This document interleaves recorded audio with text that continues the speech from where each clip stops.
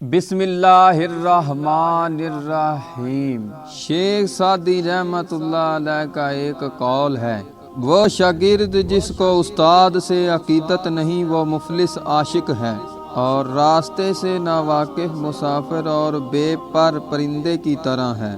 اس طرح بے عمل جو عمل نہیں کرنے والا عالم بغیر پھل کا درخت ہے۔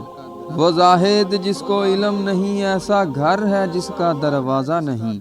قرآن پاک کے نزول کا مقصود اصلی اچھی سیرتوں کا حاصل کرنا ہے، نہ کہ صرف لکھی ہوئی صورتوں کا پڑھ لینا۔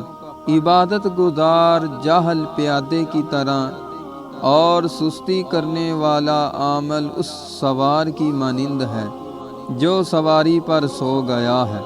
وہ گناہگار جو توبہ کو ہاتھ اٹھائے اس عابد سے بہتر ہے جس کے سر میں غرور ہے۔